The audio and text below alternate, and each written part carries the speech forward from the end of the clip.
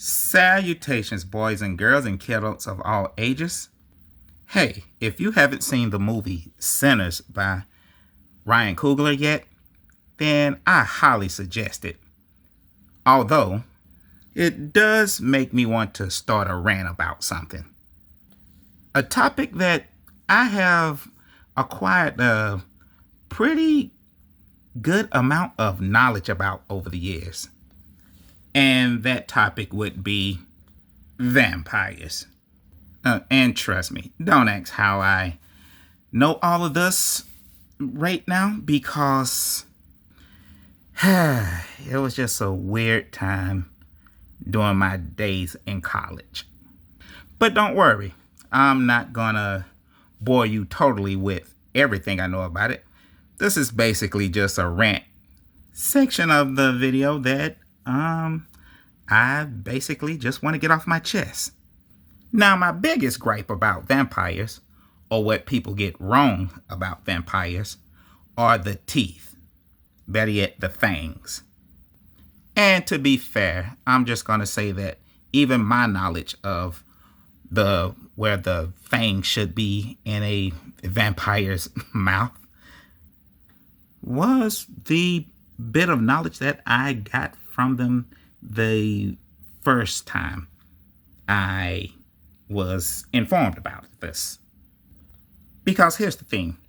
As you can see here, where this so-called vampire's fangs are located, they are on the incisors. My apologies, I meant canines.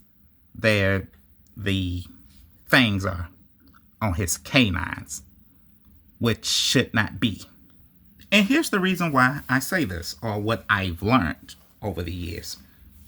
As you can see, this is the diagram of the human mouth anatomy with teeth. Okay, the incisors are those two front or forefront teeth. Your canines are the two teeth that flank the side of those four. All right. So, this is a diagram of an adult's dog's teeth. All right. So, if you notice the location of the incisors and the canines of a dog's teeth, that basically means that they are very much similar to that of a human being. So, this makes more sense if a human being was going to get transformed and turned into some kind of creature. The closest creature it would be, especially if it's going to use its mouth to eat and drink flesh, then the closest creature that it would turn into would be something more canine related. And so we can stop beating around the bush here. I'm talking about a wolf. A werewolf, to be exact. But as I soon later come to find out that no matter where you locate or put the teeth of especially vampires in their mouth, well, no matter where their fangs are located, it doesn't really matter, because the very first mention of any vampire-like creatures was back in the early 2000 BC or something like that. And in early Babylonian Gilgamesh, these creatures were called Ikamu. And Ikamu were basically dead embodied spirits that couldn't pass over to the underworld, as they would call it. So the Ikamu would go around and torture the living, normally in their sleep, or embodying small children or something like that. And they would just make them do, heinous things like commit crimes. Now, up until that point, vampires didn't have no mentions of things like, sharp fangs in their teeth, their mouth. All right. That only appeared when this guy, Bram Stoker, aka Abram Stoker, aka the person that created Dracula, in his story, he depicted Dracula's teeth as just sharp and white. Now, the very first visual prediction of Dracula was in a 1920s Hungarian film called Dracula's Death. Here's a more readable English version for those who need it, like me. And a year later, in 1922, you got Nosferatu. And for that reason, because of that movie, we were led to believe that vampire teeth look like this, since that was most people's first visual image of Dracula.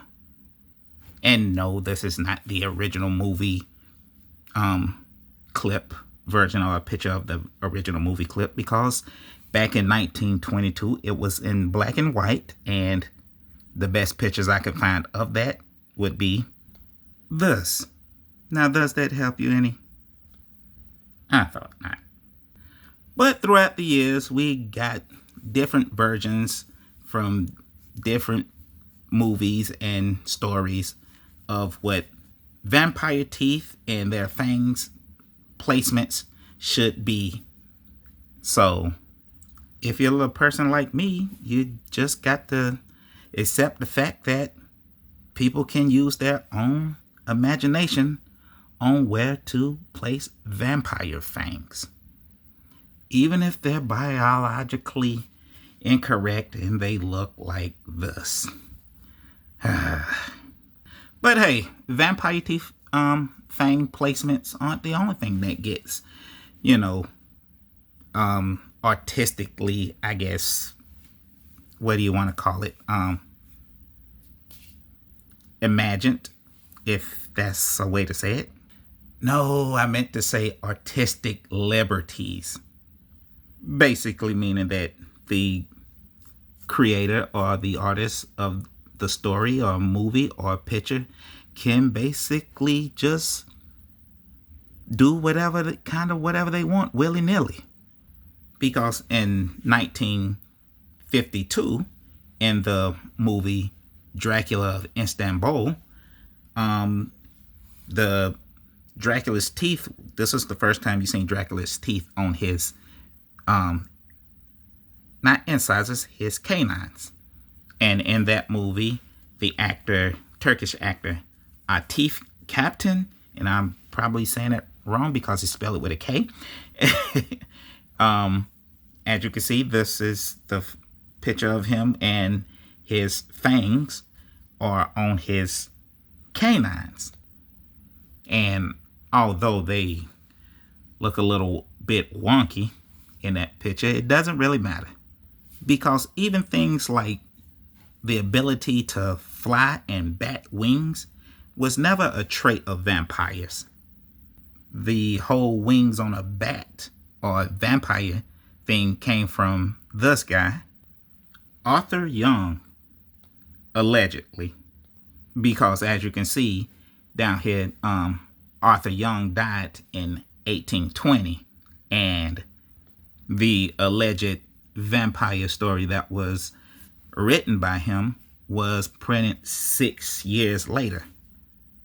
Because even Bram Stoker, the creator of Dracula, never said anything about the connection between, well, he did say something about the connection between vampires and bats, but never said anything about them having wings or being able to fly. So look, I'm basically saying all this to say this. Apparently you can kind of use your imagination or add or subtract anything you want to when it comes to vampires, because this guy gave them sharp white teeth, even if people do make them look weird when they put them in movies sometimes. But this guy gave vampires and the ability to fly with bat wings, even though it probably wasn't probably wasn't him, but it's, even though the creator of Dracula never even mentioned anything about the vampire being able to fly, they just basically, went with what they thought, which basically means ever since then, people have basically been doing a free-for-all when it comes to creating their own vampires, because the whole myth about vampires not being able to survive or in sunlight isn't technically true, or never was a thing in vampire mythology. This lady, the creator of the Twilight saga series, went totally left from that and made vampires able to twinkle like diamonds in the sunlight. But it doesn't stop there,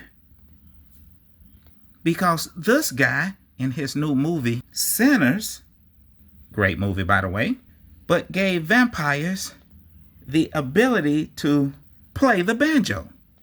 And that's why I think I draw the line. Because no matter how amazing the movie Sinners was, vampires are not supposed to dance an Irish jig. Whoop. Okay, enough about that. Okay, how about I'll just go back there behind the camera into giant mode and we can get this show on the road.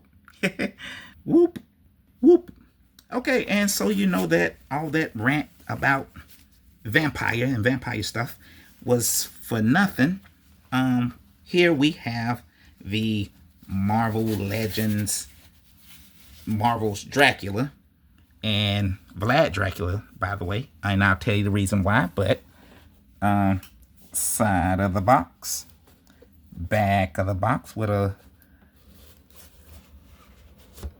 explanation of, no, I'm not gonna build him. Don't need him. Don't need her. Already did a video of her. Now we're gonna do Dracula, and the rest, we'll see later. All right. So, just for anybody that wants to see the description and the back of them, and that's the other side of the box. And now that I done move the camera, let's see if I can put it back like I had it. All right, because I don't have a stand for it anyway. Okay, so we're just gonna hurry up and move this thing of bottom of the box. For those who like bottom of the boxes and barcodes. Okay, so there you have it. All right, time to magical poof them up out of here. Magical poof. All right, and just like that. All right. The features, we'll talk about him in a second, but let's go ahead and talk about what came in the package, which was the left hand of the Blackheart Build-A-Figure, which I'm 9 times out of 10 I'm probably not gonna build, so that goes away. Okay. 2 alternate fist hands. All right, which I dropped one in the carpet void, and I get it before I lose it. So put that to the side because I don't think I'm gonna need it. I'm probably not, because he comes with a weapon, which is a sword, and all right, and an alternate head and a ponytail. Okay, but he has that to the side, and we see the man himself. All right, and the alternate head has him with his mouth open and fangs showing, and he has the fangs in the wrong location. Okay, enough of that. But that scared the living shit out of me. But apparently his ponytail is removable. Are they both like that? I mean, Ah, crap. Man, now I got to heat this. Well, you're supposed to heat your figures up anyway, so. Okay. And it doesn't light just easily. Well, that looks a little bit more secure. Anywho, okay. So, let's see here. We're gonna, well, he's a vampire, and he's wearing armor, and he has this hard cape, and at least his ponytail sways, so can, I guess, give him a little bit more head motion, but it's not on the, it's on the ball, dumbbell ball, not the swivel. What are we calling them? One's a dumbbell, one's a ball and swivel. I don't know. Hey, look how far those legs go out. And although you're supposed to heat up your figures before you start posing, he is moving quite smoothly here. You know, so I hope those aren't my famous last words. I don't want him to do nothing to break. And he doesn't have double jointed elbows, but does his arms do swivel and all of that. Okay, but I don't.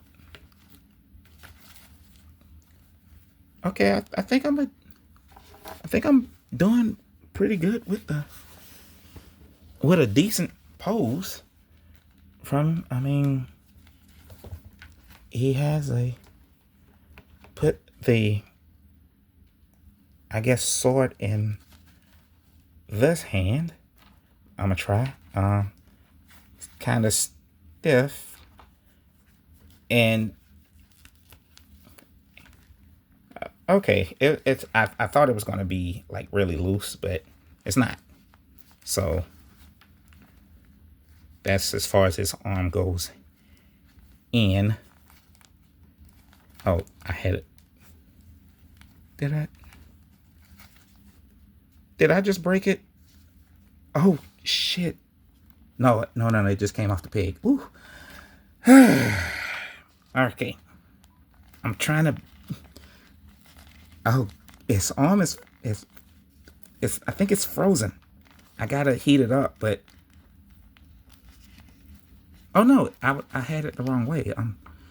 Oh, good gravy.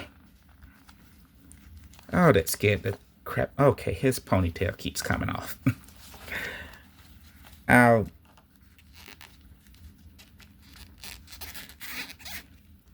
mean, I appreciate the swivel, but does it have to?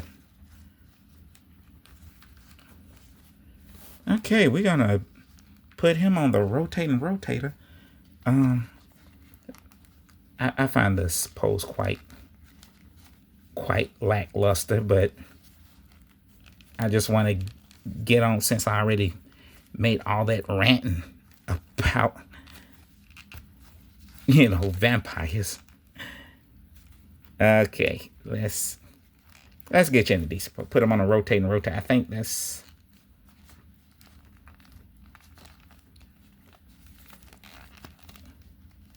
Okay, what do we got here? Is that a good? I could have did better than that. I feel like I could have did better than that, but we'll see. All right, let's put him.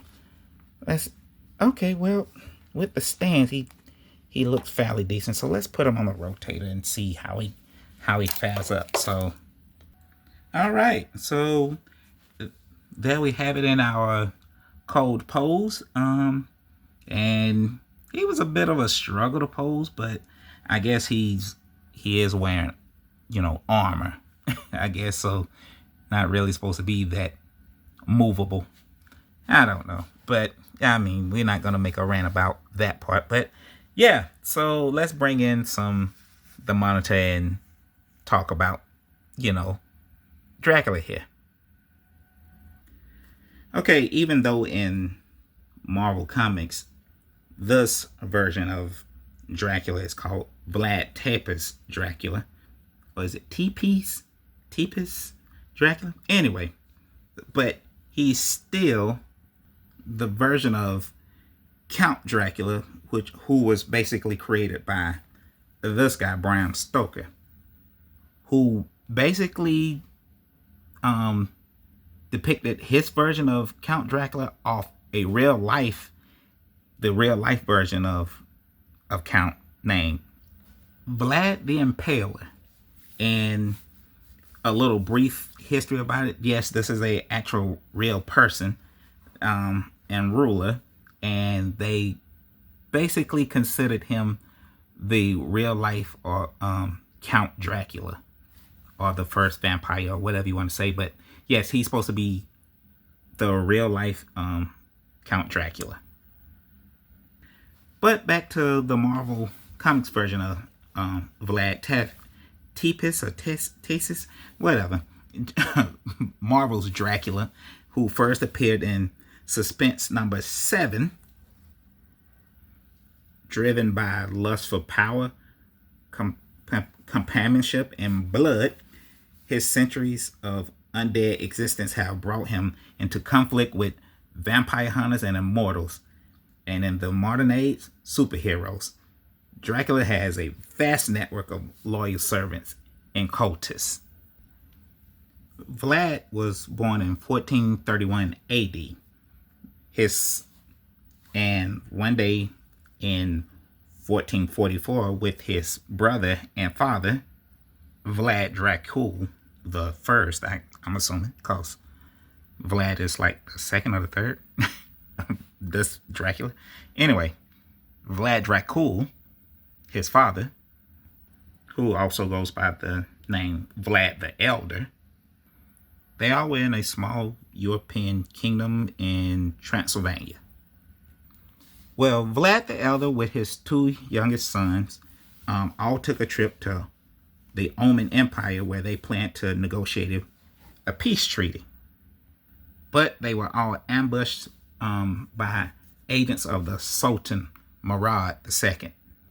Murad killed all of Vlad's men and kept his 2 sons, Radu and Vlad the second, kept them and tortured them. After 5 years of torture, Vlad's brother Radu did die in captivity, but Vlad eventually escaped. And when Vlad escaped and went back home, he claimed the title of, and I am probably going to pronounce this wrong, but it's Voivod or Voivod. And that's the only attempt I'm going to try at it, but it basically means warlord. All right.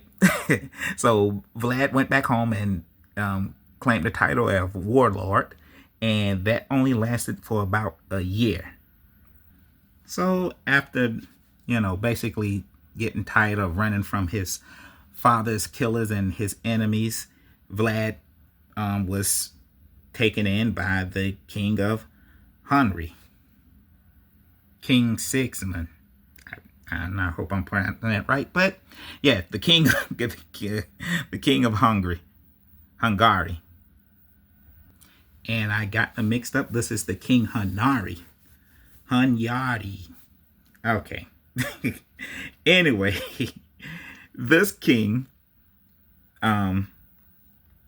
took Vlad in, and at certain time made him marry his daughter, Zofia. But Vlad didn't like Zofia that much, so when the king died, Vlad exiled his wife and their daughter, Lilith. Kicked them out into the street, and they was,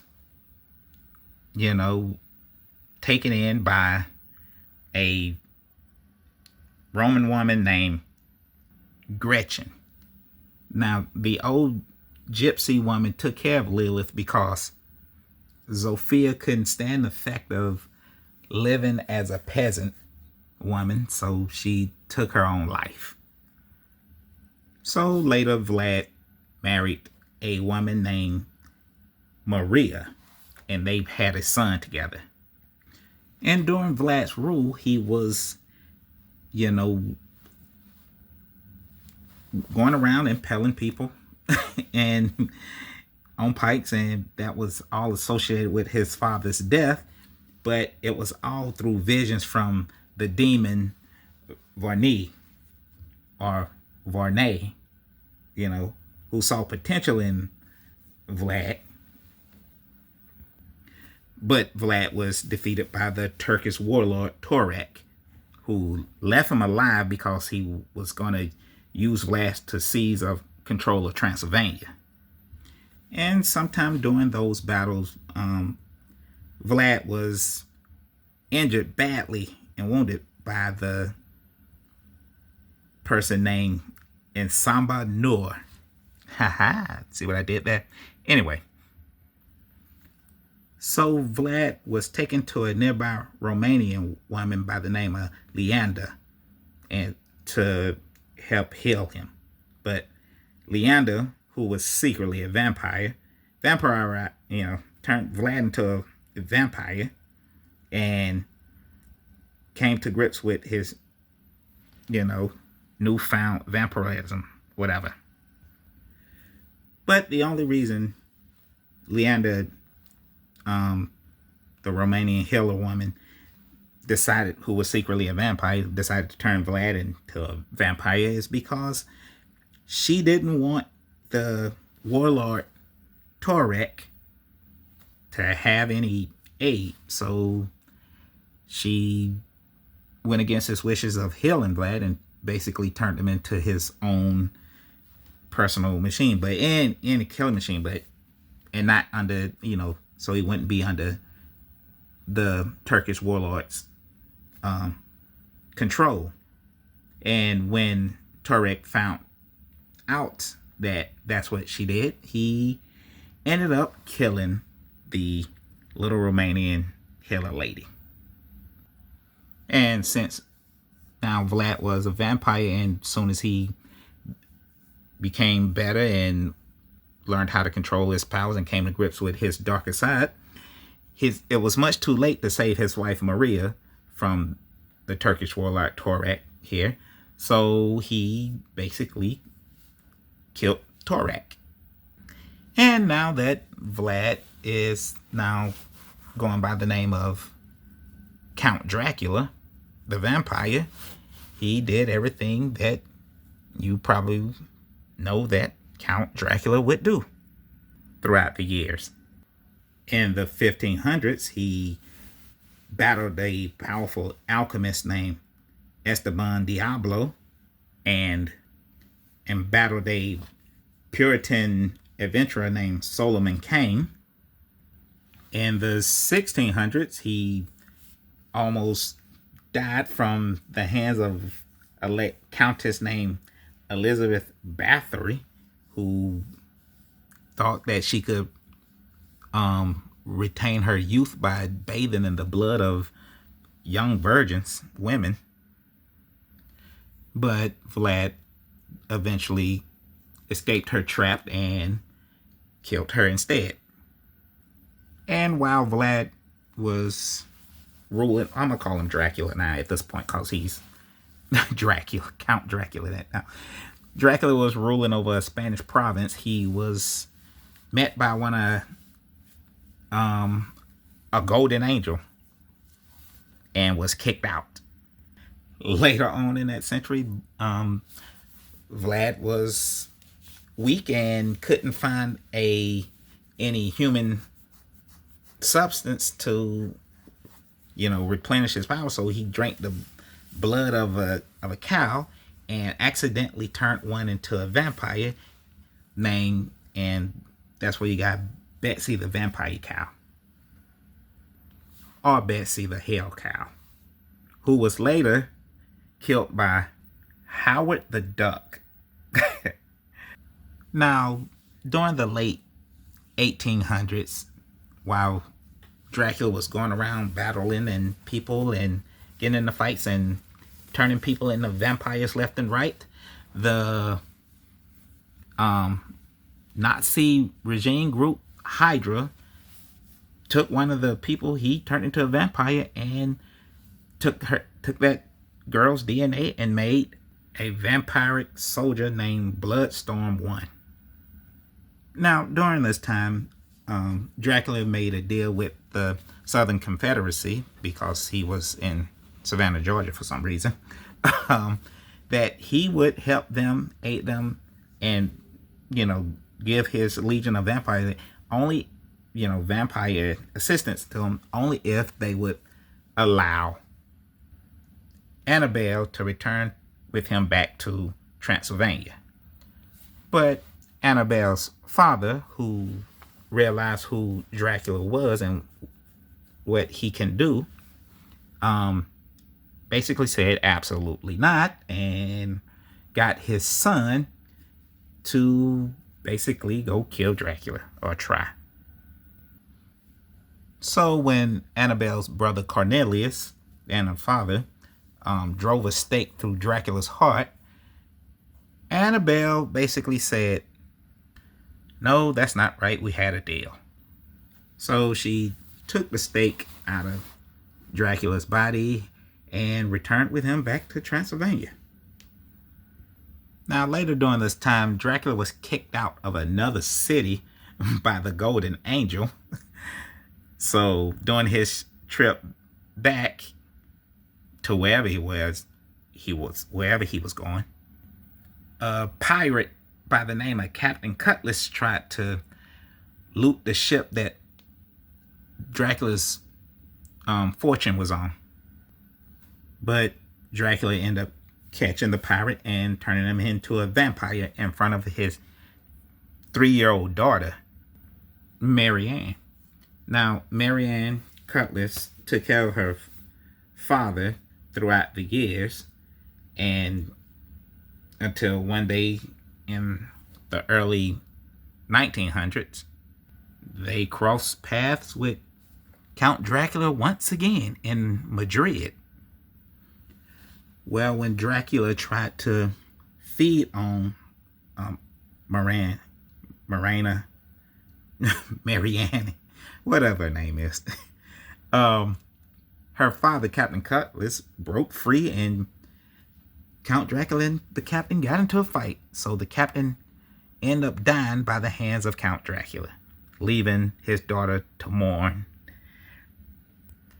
And after encountering the monster hunter Abram Van Helsing, the monster hunter once teamed up with Ansaba Nur, who he thought was a vampire himself by the way he looked, to fight Count Dracula. Van Helsing and Nur gained the upper hand and end up killing the vampire, and using the Count Dracula's own limbs, Nur decapitated and impaled him. But Savanur refused to use the method that Van Helsing decided to use to get rid of Dracula for good, because Nur thought it was just silly superstition.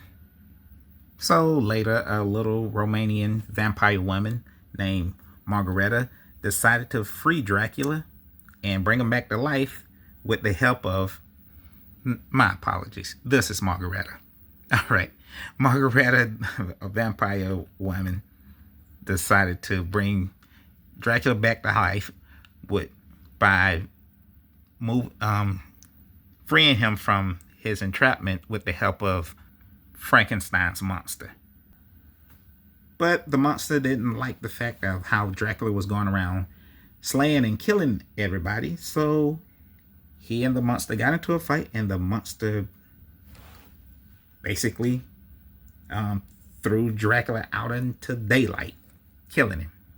Well, weakening him in the daylight sun long enough to stake him in the heart. And no matter how many times Dracula dies and comes back to life, which he always does, his main foe is the vampire hunter Eric Brooks, and of course other Marvel heroes like Nick Fury and the Howling Commandos. And that's where we'll basically end it. Because, yeah, that Count Dracula's story, although he's a Marvel character at this point too, but he's also gonna always be a reoccurring character. So, and if you're wondering where this basic look comes from, it was in Dracula Blood Hunt issue 1, and last year in 2024. So, yeah, that's, I guess, when he started wearing red and black armor.